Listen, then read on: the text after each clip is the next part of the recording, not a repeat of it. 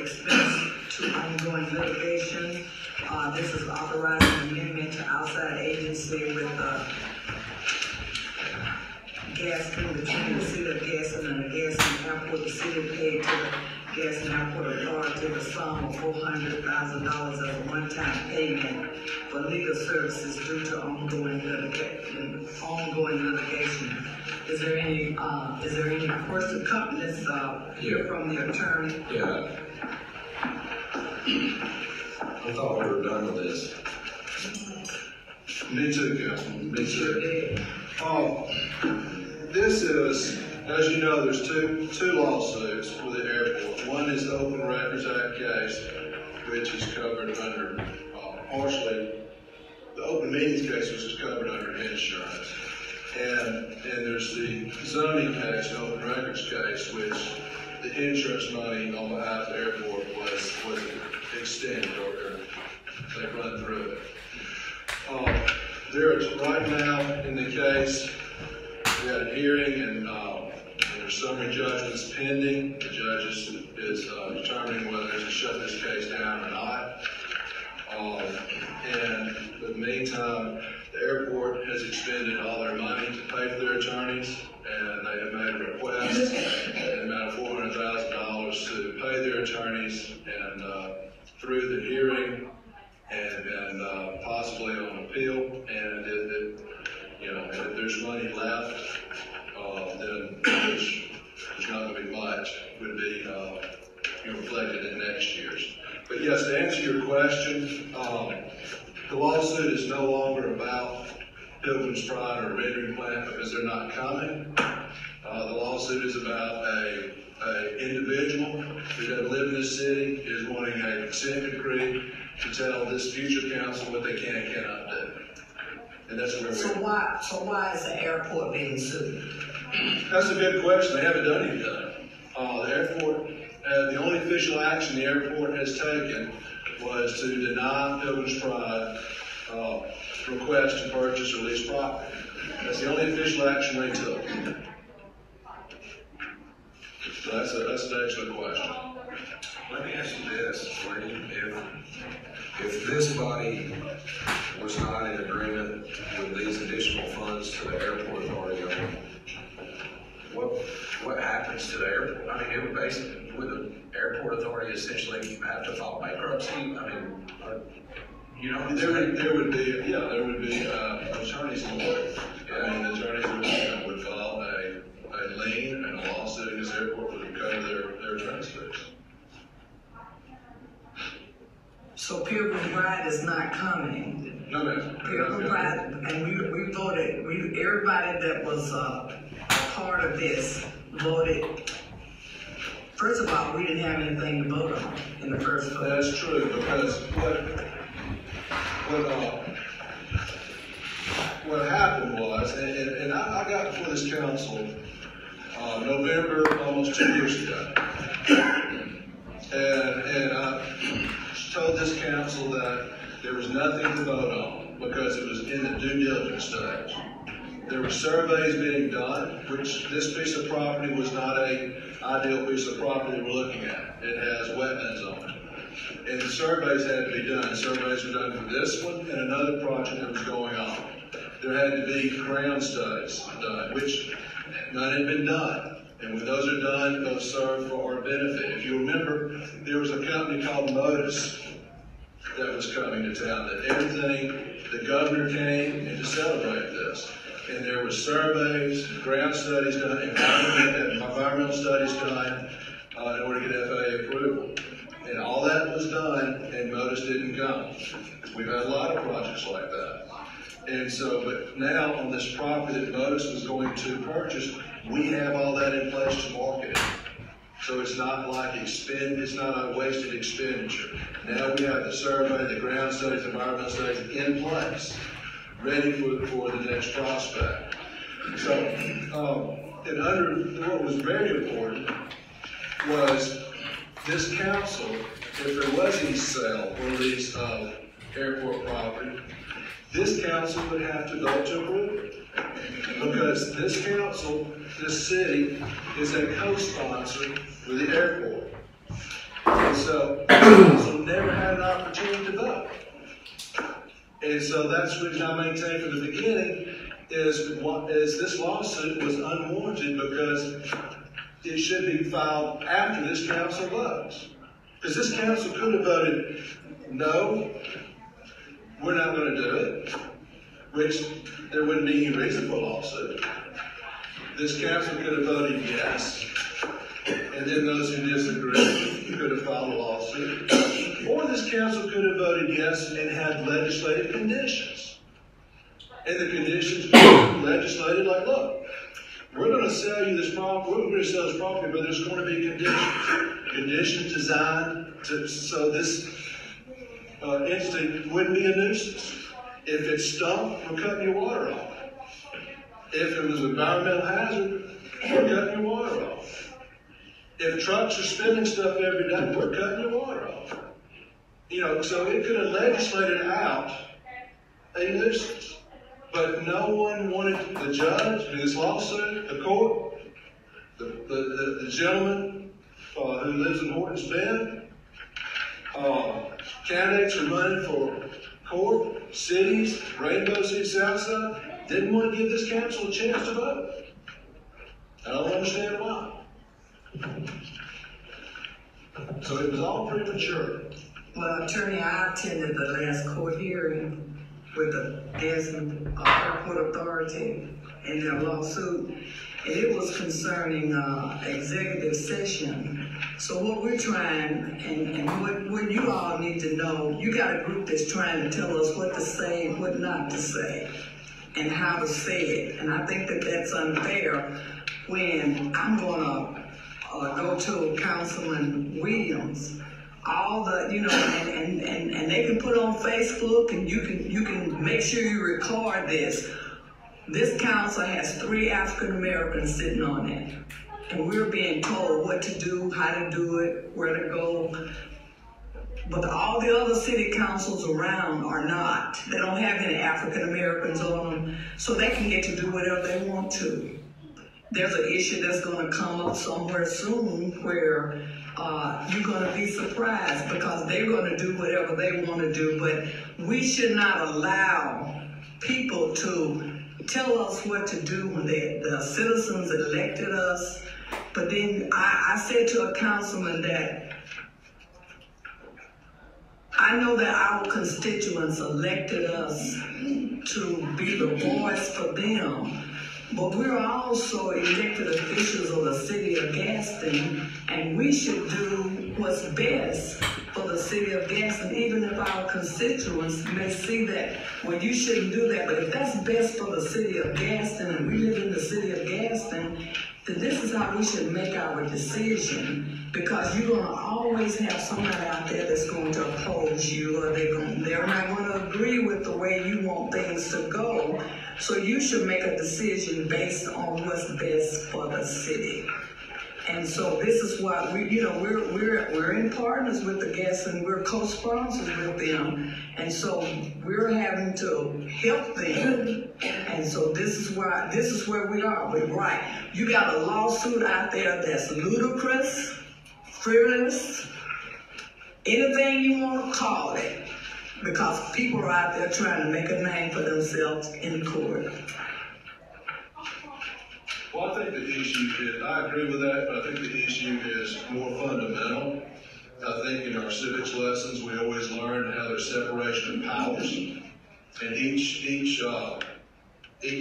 the legislative, executive, judicial, each stays in their lane. Separation of powers. And I think where we are in this case right now is an affront to that. Because it is an attempt by an individual through the court to tell future councils, people who haven't been elected by the citizens, what they can and cannot do. And there's a very good article, and this is kind of funny, there's a very good article put out by the Alabama Policy Institute. It is a conservative think tank, a legal think tank in Alabama. And one of the plaintiff's lawyers, Phil Williams, sits on that board. And they have a very powerful article about the evils of consent decrees and about how it is undemocratic. And typically, you see these consent decrees when people's civil liberties are being offended. And that's not the case here. This is just a blatant attempt to use the judiciary to circumvent the constitutional duties of this council. And it's a grassroots fundamental issue of separation of powers. I think it's important to note that really the only area where this council is dug in is we're not interested in tying the hands of future legislative bodies. We're not interested in tying the hands of future councils. And so, we're not trying to hold on to anything other than that perspective. And that is, we want to make sure that no action that we take now ties the hands of future legislative bodies to be able to move forward with economic development programs and projects. So, I think we can say a lot and do a lot, but that's the premise of why we have a problem with the courts right now. Well, and the most disappointing thing to me, I understand there's a lot of strong opinions on both sides of this, and it's no secret that I oppose this rendering plan in its fundamental nature, but it is incredibly disappointing to me that this city is now in a place where we either have to give $400,000 of taxpayers' dollars to continue a legal battle, or not give that $400,000 and watch our airport authority go bankrupt, or bind the hands of future legislative bodies in this city to meet the demands of this court case. That's just all three of those are terrible scenarios. They are. I absolutely agree with you. Madam President, I just have one other thing I'd like to say, and that's I'm very proud of what the last three councils have done to put this city in a very solid financial position. I think we made some good decisions, and I'm not ashamed of any of them. We made some very good decisions to put ourselves on sound financial footing to be able to weather a global pandemic that has served to shut down a lot of cities. We've been able to weather it in large part because we made some good, sound financial decisions.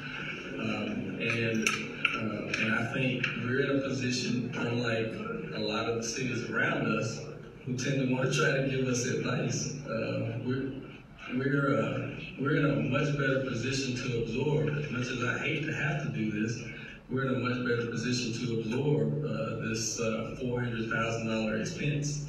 And so I think it should be noted that as a municipality, we have made some very sound financial decisions.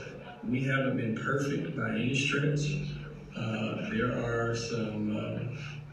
are some geographical constraints that make it difficult for us to push a lot of the economic development objectives that we desire to. But we've worked with what we have to put the city in a good financial position.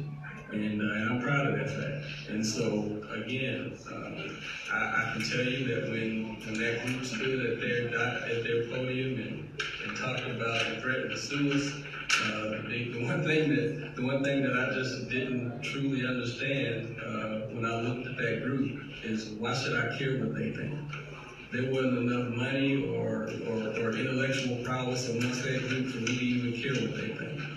And so I think it's important for people to understand that, for us, it's not personal. We are elected officials, and and first and foremost, we have a fiduciary responsibility to manage this city in a way that ensures that we're able to provide some of the basic services that our folks need, and to try to grow the city. And we're attempting to do that. And because of some of the very good decisions that we've made, a new administration is going to come in, and they're going to be in pretty good shape financially, unlike what this guy had to inherit when he came into office about 16 years ago. And one good point you made, I mean, you had these cities who went out and made a public announcement with our state senator and hiring a lawyer to sue the city. Well, their lawyer was not in this county, was not caught up in the politics of this. And she understood that such a lawsuit would be premature because this council had not acted. And the council under the consent decree would have to act. So a lawsuit was premature. But that's what a level-headed lawyer who wasn't involved in the politics determined. And that's the reason these other cities, Southside and Rainbow City, never filed suit. And I apologize to every constituent, every individual in this room, and everyone that's having to hear this. It's unfortunate. This is going to have some long-standing ramifications. I can assure you. And I so apologize to each citizen of the city of Gadsden and the impact that all of this is going to have on us going forward. To have a local business partner to sue a prospective business is tantamount to the kiss of death from an economic development perspective. And you have to be very careful with that kind of thing. It's scary. And so I hope that I'm wrong when I say that. I hope that we're able to overcome it, but I'm afraid I'm not. I think it's put us in a bad way for a long time. And Lee, can you just play the devil's advocate here, because I've heard, the rumor mill is rampant, but can you explain exactly what the current state of this legal case is, what the opposition is requesting? I've heard the terms settlement agreement, consent decree. Can you explain exactly where we are in the process right at this moment? Well, I can tell you what was stated in open court just the other day, last Friday.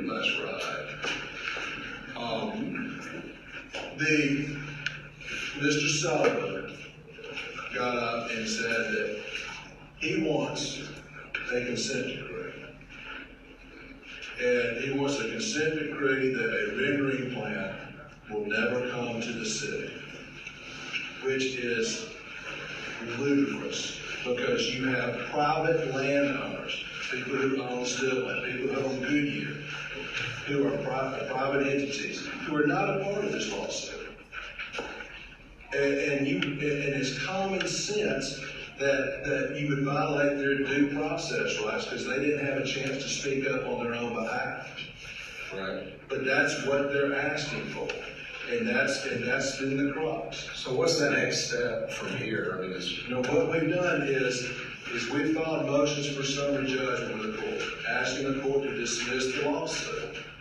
Because on the grounds that the plant's not coming. The plant's not coming. If a plant was to come out of the airport, the city would have to rezone it, R2 with public hearings, or I2 with public hearings. And the plant's not coming. So, why is there a lawsuit? Why should we still be on this? Now, one thing the court mentioned in his orders was, well, what if everybody changed their mind? Well, I think at that point the court is engaging in speculation, which is the court should not be doing. Because, say for example, the airport and this council decided, okay, now the lawsuit's dropped, we're going to invite people to come back and start all over again. Well, number one, it'd have to take a vote in a public meeting with the airport authority. Then it'd have to take a vote from this council, which you could say yes, no, or yes with conditions. And they would have to go get their ADM permits again because they've given those up. They never got their water permit. And we've heard in court it costs millions of dollars for them to do that. Then they'd have to go get FAA approval, which our U.S. Congressman said FAA ain't gonna do it. He said that in a public release in the newspaper. Because he's intervened and spoke with them and said they're not gonna do it. So the likelihood of trying to say, well, there's always the option that these evil council people and evil board members can change their mind tomorrow, because it is engaging in rank speculation. Because all these things would have to fall in place, and they're not going to. And people with common sense know that. So at this point, it just blows my mind why we're still in court. So what has the judge instructed us to do, like in that last hearing? His comment. What's the next step? I mean, I thought it was a no-brainer. His comment was, can y'all go to mediation? So mediation would be the next step. Next step, more money, more attorney's fees, more money, and without getting into details, which I think are inappropriate for me to get into, I think that the attorneys on the airport, the city, and Pilgrims suggested that mediation would be frugal and a waste of economic resources. Because, as I think the case needs to be dismissed.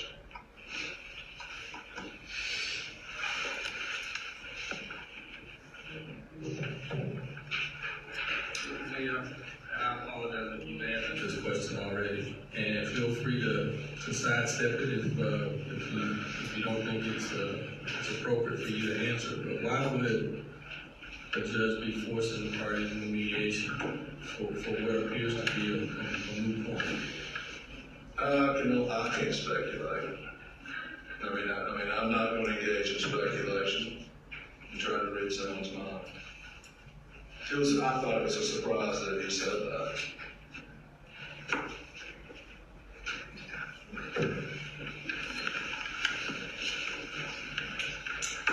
Okay. All right, thank you.